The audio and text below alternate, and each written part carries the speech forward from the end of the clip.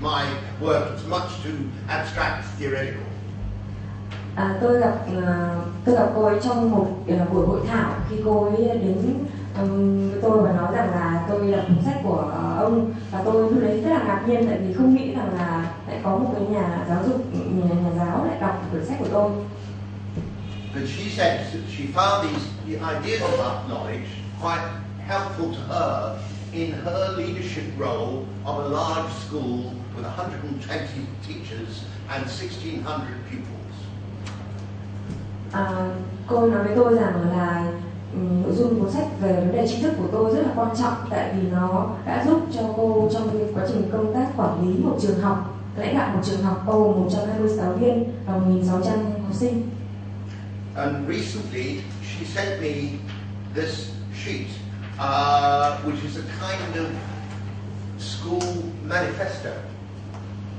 Và gần đây thì cô ấy gửi cho tôi một cái bản mà có thể nói đến giống như là một cái bản tuyên ngôn về giáo dục nhà trường của cô ấy. I don't mean manifesto in the political sense. Tất nhiên là không phải là bản tuyên ngôn theo kiểu chính trị. And it's a manifesto for what she calls a knowledge-driven school. Đây chính là một cái bản tuyên ngôn mà cô ấy gọi là một trường học mà theo định hướng của tri thức. And I thought that you might find it interesting to have a look at that, and those of you who work in schools or related to schoolwork, to think whether it might be useful to you. Và tôi nghĩ là nếu như có những ai mà cũng làm về công tác giáo dục như cô ấy thì có khi cũng có thể nó cũng có một cái thiết thực nào đấy nếu như bạn đọc được cái bản tuyên ngôn này. She starts with a quote from a famous Roman, I think he was a consul or something, called Cicero, who was also a famous writer, a Roman writer, from about the first century, I think, something like that. Cô ấy bắt đầu cái bản tuyên ngôn bằng một cái lời trích dẫn của một nhà văn người Roman ở thế kỷ thứ hai.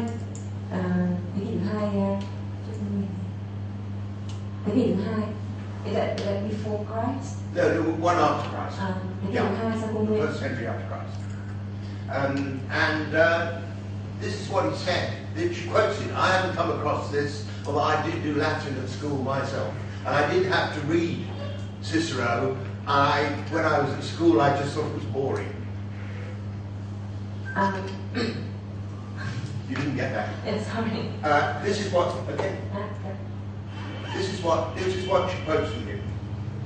What greater and better gift can we offer the Republic? That was the Republic of Rome.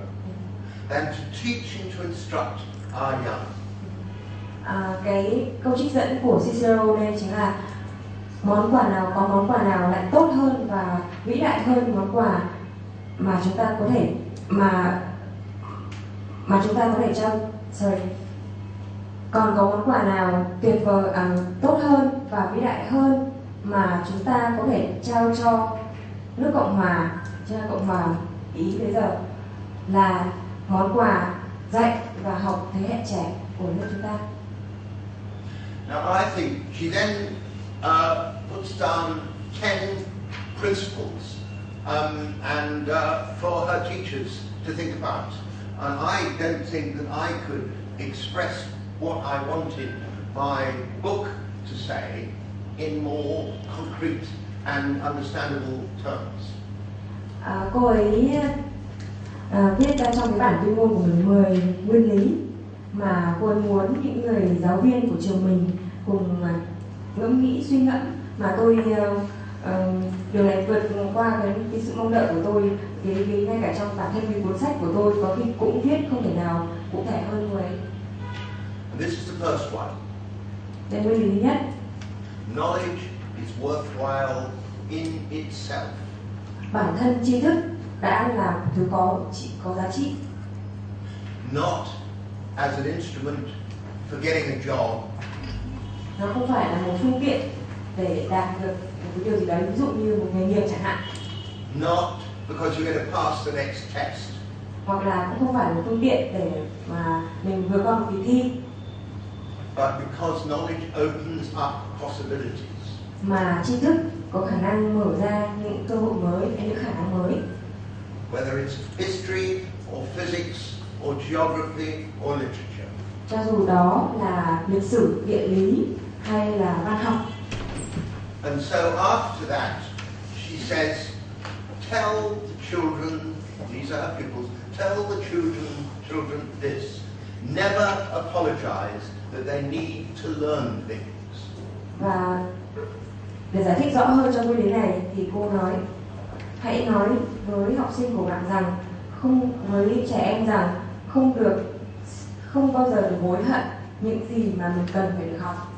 There is a tendency in England for teachers to say, look, I'm sorry you've got to do this because you won't pass the exam unless you know it.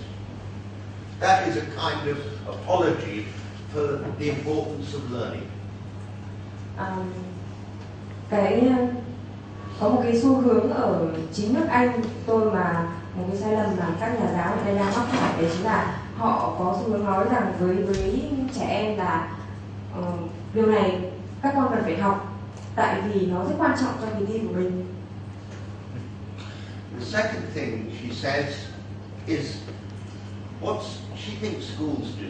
Schools transmit shared and powerful knowledge on behalf of the society. Và nguyên lý thứ hai mà cô ấy nhấn mạnh đó chính là nhà trường cần phải truyền thụ những thứ tri thức của sức mạnh, tri thức của tập thể thay mặt xã hội. The French professor of Sociology of Education I mentioned, Emile Durkheim, wrote a whole book saying that sentence. I think she puts it very clearly. Cha đẻ của ngành xã hội học Emile Durkheim mà viết một cuốn sách dày cũng chỉ để thể hiện chính một cái câu nói mà cô ấy sẽ tả như thế này. And then she says, we teach our pupils what they need to make sense of and to improve the world. Diễn giải trong nguyên lý này, cô nói chúng ta dạy cho trẻ em những gì để chúng có thể hiểu được và cải thiện được thế giới này. I don't think that's a bad criterion for us asking why is something on the curriculum. Is it going to make sense of the world to our pupils? Is it going to enable them to contribute to improving it? Tôi cho rằng điều này hoàn toàn không phải là một tiêu chí tồi để mà thiết lập một chương trình khi mà đặt câu hỏi là làm thế nào để trẻ em có thể hiểu được thế giới xung quanh, những người xung quanh và làm thế nào để góp phần thay đổi thế giới. You will see, those of you who read Kim's translation of my book in Vietnamese will see how she expresses in very clear terms things that I take a lot of time arguing in the book. Nếu sau này các bạn có dịp đọc cuốn sách của tôi, cuốn sách được dịch sang bản tiếng Việt, thì có khi bạn sẽ nhận ra rằng cái điều này cô ấy diễn tả thậm chí còn hết sức cụ thể hơn cả cách mà tôi nói. So the next thing she says is touches on something I've already said, and I think it's really important. Shared and powerful knowledge is verified through learning specialist communities. Và nguyên lý thứ ba là nguyên lý mà trong cuốn sách của tôi cũng nói, đó chính là thứ tri thức của sức mạnh, thứ tri thức của tập thể là thứ tri thức được kiểm chứng qua một cộng đồng của những học giả. As I said, I used to teach chemistry in a secondary school, and it was because if I invited a chemistry researcher into my lab, he would be able to say, yes, that is chemistry. Maybe it's rather elementary chemistry for me, but basically it doesn't contradict what chemists have discovered. That's the importance. And what the reason, okay. Tôi nói điều này tại vì xuất phát từ kinh nghiệm của mình là một người là thầy dạy hóa ở trường trung học cơ sở, và cái thứ tri thức mà của cộng đồng học giả, ví dụ như trong môn hóa học chẳng hạn, là thứ tri thức mà ví dụ như một nhà nghiên cứu từ một cái labo hóa học thì họ phân biệt được thế nào là một nguyên tố hóa học, thì đấy chính là một tri thức điển hình của. And this is why she follows that by saying it's very important for schools to keep in touch with research institutes and universities in the country that they're in. Và diễn giải điều này cô nói rằng là nhà trường phổ thông cần có một mối liên hệ hết sức chặt chẽ với các trường đại học, các cơ quan nghiên cứu, các học viện nghiên cứu. The next one is also an interpretation in very clear terms of something that I've said. She says this: children, and she means anyone who goes to school from 5 to 18, those of you who've got who recently left school, it refers to them, and actually I think it applies to students at university as well. But what she says is that in fact children need powerful knowledge if they're to understand and interpret the world they're in. Nguyên lý thứ tư tôi nghĩ là không chỉ quan trọng với những người học ở trường phổ thông mà thậm chí cả với những người học đại học, đó là người học cần tri thức của sức mạnh để hiểu và diễn giải thế giới. And this links the questions of knowledge to questions of social justice, because what she says is that in fact if children don't have that powerful knowledge, they will be dependent on the few people in the society which do have it. And so if we don't give them access, we will be creating a dependent generation. Và điều này có một cái mối liên hệ rất quan trọng có mối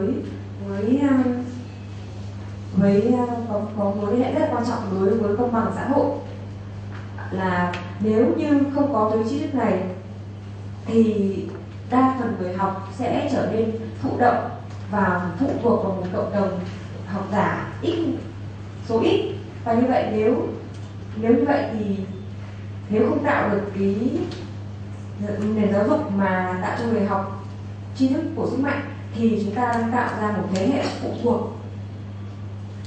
The next one I discussed with some of my friends and colleagues in Melbourne, in Australia, where I have just come from, and they were not so happy about this one, but so it's clearly got a bit of debate about it.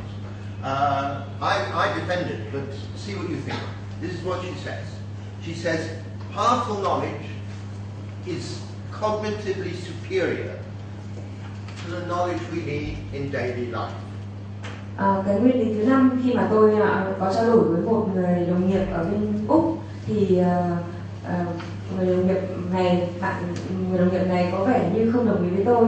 Nhưng mà quan điểm của tôi thì tôi muốn bảo vệ với quan điểm này, là cái nguyên lý thứ 5 là tri thức của sức mạnh là thứ tri thức là siêu việt hơn về mặt trí tuệ đối với những cái tri thức mà người học cần trong đời sống hàng ngày. I came across an example of this, which was dramatized for me during my short stay in Hanoi. Tôi tình cờ gặp phải điều này, coi nó như là một cái ví dụ điển hình trong thời gian mà tôi ở Hà Nội. It goes something like this.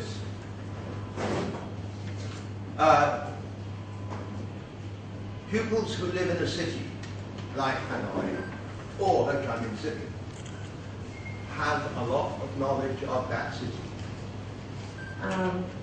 Đây, ví dụ như thế này, là người ở thành phố Hồ Chí Minh, người sống ở thành phố Hồ Chí Minh hay người sống ở Hà Nội thì rõ ràng mỗi người sống ở hai thành phố đấy thì họ có hiểu biết rất rõ về hai thành phố này. They know where the shops are, they know the different streets, they know something I didn't know, which is how to walk down the street when in fact the bicycles are coming in the opposite direction from all sides of the street.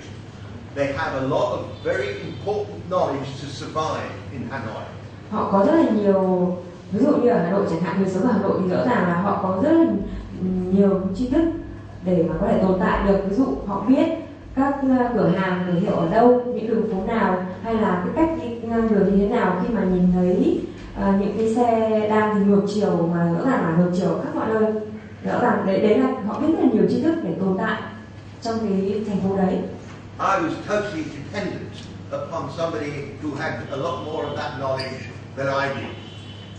Tôi gần như là hoàn toàn phụ thuộc vào cái người có cái tri thức đầy đủ hiểu biết đấy về Hà Nội. I think I would probably have been run over if I hadn't had somebody who had that knowledge. Nếu không có cái người mà có tri thức đầy đủ về Hà Nội thì có khi tôi cũng bị kẹt xe ở nơi. Now, think of that Hanoi child going to school, and at some point or other, hopefully, I don't know anything about Hanoi schools, he or she meets a geography teacher. Bây giờ chúng ta hãy nghĩ về một đứa trẻ sống ở Hà Nội mà đi đến trường học môn địa lý. Now, a geography teacher has a completely different knowledge of Hanoi than this pupil has. Rõ ràng là người giáo viên dạy môn địa lý có một thứ tri thức hoàn toàn khác với thứ tri thức của người học này. He or she knows about the history of cities, the origins of cities, the problems that they generate, the urban crises, the way in which different circles spread in histories, the poverty, all kinds of things. Người giáo viên này biết được những tri thức như là kiến thức như là lịch sử của thành phố này, sự phát triển của thành phố này, hay là những cái vấn đề về đô thị hóa của thành phố, vân vân. And he also, if he or she is a historical geographer, he will know that in Europe the cities were the main sources of industrial change in the 17th, 18th, and 19th centuries. That was where all the change took place. That was where the innovation took place. Now, those are other things about that's quite different kind of knowledge, but in fact, it's important to make a distinction between them. Ví dụ như nếu người giáo viên đấy là giáo viên môn lịch sử địa lý thì cô cũng biết rằng là thành phố ở châu Âu còn là một cái nguồn động lực chính cho cái sự thay đổi công nghiệp hóa ở thế kỷ 17, 18, 19, là một yếu tố về sự thay đổi. The first kind of knowledge is what I refer to as context dependent. Cái thứ tri thức mà đầu tiên mà tôi muốn nói là thứ tri thức phụ thuộc vào hoàn cảnh. It's great if you're going to spend the rest of your life in the center of Hanoi. Tất nhiên là nếu như bạn sống cả đời ở Hà Nội thì có tri thức đấy thì cũng hoàn toàn rất là tuyệt vời. But it doesn't tell you much about how to cope with a very different city like Los Angeles or London. Nhưng mà nó hoàn toàn chưa đủ để giúp bạn hiểu có cái cách để đối phó với những cái hoàn cảnh khác khi mà bạn sống ở một thành phố khác, ví dụ như Los Angeles.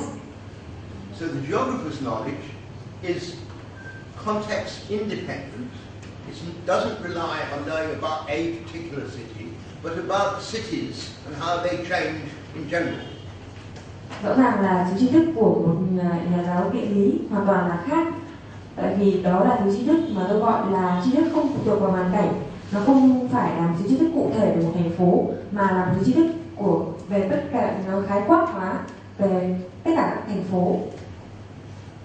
And geography, that geography is located in what in the school curriculum we call the subject of geography, and in university we call geography as a research discipline, producing new knowledge about cities and their problems and how to overcome them. Cái kiến thức về địa lý đấy ở trong chương trình học ở nhà trường phổ thông ta gọi là môn học, hay ở trong chương trình học của đại học thì ta gọi là chuyên ngành học, là cái nơi mà người ta cùng tranh luận để tạo ra một cái tri thức mới ở nhà trường đại học. That's what I think he means by cognitively superior. Đây là cái tri thức mà cô ấy muốn nói là vì sao nó siêu việt hơn về mặt trí tuệ đối với cái tri thức hàng ngày. It's not being negative about the context-specific knowledge that the child has, but it's saying it's got a different purpose and it can achieve different things. And it is the knowledge that can be acquired in school but not at home and just living in the city. Cái tri thức này rõ ràng là không nhằm là phủ nhận hay là tiêu cực cái tri thức phụ thuộc vào hoàn cảnh, mà nó muốn nhấn mạnh điều rằng là nó là cái tri thức có mục đích khác, giúp người học đạt được những điều khác, và nó là cái tri thức mà người học chỉ có thể học ở trường. That is why the head teacher says powerful knowledge transcends and liberates children from their daily experience. Diễn giải cái nguyên lý này, cô ấy nói rằng tri thức của sức mạnh giúp giải phóng người học và giúp người học thoát khỏi thế giới kinh nghiệm hàng ngày của mình. And don't let me leave you with the thought that this is a straightforward issue, because basically that knowledge may well challenge the knowledge of the parents and the community that the pupil comes from. Tôi cũng phải nói thẳng là có khi cái tri thức này nó thách thức lại, chống đối lại, khác hẳn với lại cái tri thức của một cộng đồng nào đấy hay của bản thân phụ huynh học sinh. That's one of the reasons why it is extremely important for there to be a relationship of trust between the teachers of school and the parents. Đó chính là một lý do quan trọng vì sao mà chúng ta cần phải nhấn mạnh cái niềm tin đối với vai trò của nhà giáo. This is particularly important for children who maybe come from disadvantaged homes, or broken homes, or not even homes at all, and in a sense, it's likely to threaten their own prior experience. Điều này cực kỳ quan trọng đối với những trẻ em, những người học mà đến từ hoàn cảnh khó khăn, mà gia đình có những hoàn cảnh khác nhau, ví dụ gia đình ly tán hay như thế nào đó. The next one is another one that we might want to debate a little, but I will give it to you. She says, shared and powerful knowledge enables children to grow into useful citizens. Nguyên lý thứ 6 đó là tri thức của sức mạnh, tri thức của tập thể là cái tri thức giúp cho trẻ em sẽ lớn trưởng thành để trở thành những công dân có ích cho xã hội. I think that is true, but also there is likely to be a debate about what a useful citizen is like. It's not a technical answer. These are useful, these are not useful citizens. Basically, it becomes what becoming a citizen is reflects the nature of your society and its values and so forth. And in fact, the children, students learning to become adult citizens need to be aware of that aspect. Tôi nghĩ cái này đúng, nhưng mà nó cũng còn phải là điều bỏ ngỏ để chúng ta mình bàn, tại vì là cái khái niệm là người công dân hữu ích thì rõ ràng nó không phải là, nó phụ thuộc vào những cái xã hội khác nhau mà chúng ta sống, có thể nó phản ánh những cái giá trị khác nhau mà người công dân sống ở xã hội đó cần phải cùng suy ngẫm. Okay, I want to just add a little sentence before the next one to say something again about knowledge.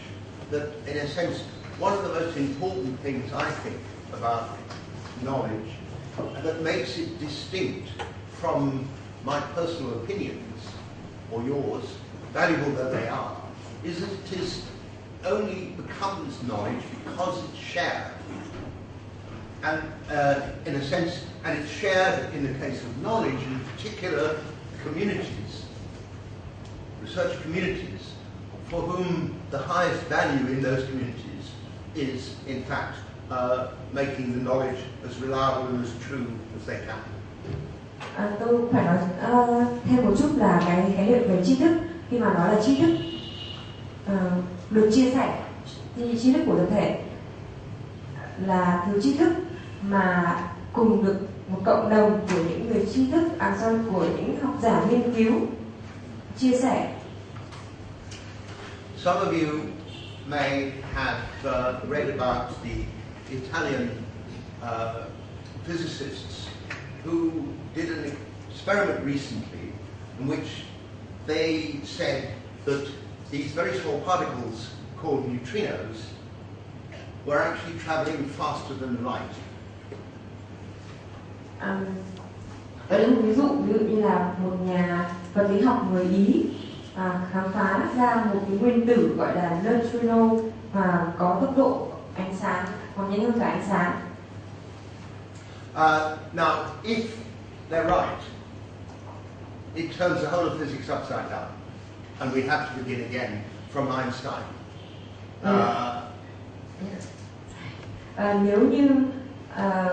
Nếu như cái điều mà ông ấy phát hiện ra được công nhận là đúng, thì những cái khám phá mà trước đó là của Einstein chẳng hạn lại hoàn toàn bị đảo lộn.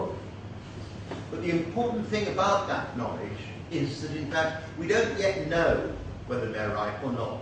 That in fact now there are 3 or 4 different research groups of physics across the world carrying out the same experiment and seeing whether they come to the same conclusions. Điều quan trọng ở đây là chúng ta chưa biết được là cái khám phá đấy, cái tri thức đấy là đúng hay sai, nhưng mà điều quan trọng là có 3 hay 4 cộng đồng các nhà nghiên cứu ở khắp nơi trên thế giới cùng nghiên cứu và lại cùng đi đến một kết luận như thế. I take the neutrino. We don't know the result yet. That is, in a sense, we don't know. But if in fact some of the researchers managed to find that there was something wrong with their experiments, then it will not become part of physics knowledge. Rõ ràng là bây giờ mình chưa biết được là cái kết luận về neutrino đúng đến đâu, nhưng mà giả sử như có một cái nhà khoa học nào đấy mà phát hiện được ra trong cái thí nghiệm kia có một cái lỗ hổng, vấn đề nào đấy, thì rõ ràng là cái phát hiện này không được công nhận là tri thức. I take the neutrino example because it dramatizes. It's a very crystal clear example. But I think that the argument applies much more widely, and it applies to what I'm trying to say to you this afternoon. Tôi lấy ví dụ về neutrino là tại vì là nó minh họa rõ nét cho cái điều tôi nói, mặc dù là còn có nhiều ví dụ khác nữa, và nó thể hiện là những điều mà tôi vừa nói cho các bạn trong buổi chiều hôm nay. These are ideas of mine, yes, but they're actually also ideas from a research community that stretches across the world in different countries. Đây không phải là tư tưởng của riêng mỗi tôi, mà đấy là sản phẩm của một tập thể, cộng đồng các nhà nghiên cứu khác từ nhiều nơi trên thế giới.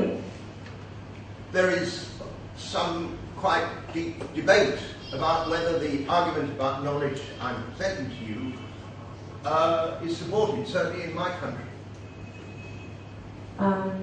Vẫn còn có nhiều tranh cãi là về cái quan điểm về tri thức của tôi, nhưng mà rõ ràng đối với riêng đất nước tôi thì điều này rất quan trọng. But the thing about knowledge, whether it's physics or education, whatever it is that in a sense it has to be tested against certain sets of concepts so that it actually becomes shared, and those people who share it will constantly be asked questions about it. Cái điều mình cần nhấn mạnh ở cái thứ tri thức này, ví dụ như tri thức ở trong ngành môn vật lý chẳng hạn, là thứ tri thức đó cần phải được kiểm nghiệm và được khái niệm hóa, được chia sẻ của cộng đồng các nhà khoa học, và cần được liên tục được truy vấn, đặt ra câu hỏi về thứ tri thức đó. Knowledge about education is very different from knowledge about the physical world. Tri thức ở trong ngành giáo dục thì hoàn toàn, tri thức giáo dục, tri thức học đường rõ ràng là cái tri thức hoàn toàn khác với tri thức ở thế giới hàng ngày. Context never comes in to physics. Trong môn vật lý chẳng hạn thì những điều mà liên quan đến bối cảnh xung quanh nó không bao giờ nó là một điều quan tâm trong môn vật lý học. They use very sophisticated equipment in laboratories to in fact control what they're trying to find out. Môn vật lý thì người ta dùng những cái thiết bị tinh vi ở trong một cái phạm vi của một phòng nghiên cứu để tạo ra tri thức đó. Those of us who work in education, we can't do that. In a sense, the world around us is part of what we have to work in. And so in a sense, when you hear the argument about knowledge from me, you actually have to try and test it in the Vietnamese context that you're in, and to be clear that you understand the principles, and then see, well, what does it mean for me? I feel strongly that in fact it holds in the English context, but not everyone agrees. So it's still a debate. Trường hợp như là trong tri thức của giáo dục cũng thế, cái quan điểm, cái tư tưởng của tôi chẳng hạn, thì các bạn, tôi nghĩ rằng là nó cũng quan trọng đối với trong trường hợp bối cảnh của tôi. Vì vậy mà khi mà liên quan đến bối cảnh của từng nơi khác nhau thì chúng ta cũng cùng phải tìm hiểu kỹ. Okay, the next one, in a sense, is to UK, but nevertheless, it does have wider implications. What she says is that in fact, shared, powerful knowledge is a foundation for a just and sustainable democracy, and what she would also, I think, mean a just and stable society, however we define that. Nguyên lý thứ 7 là một điều rất là quan trọng đối với trường hợp như nước Anh của tôi, đấy là tri thức được chia sẻ là nền tảng cho một xã hội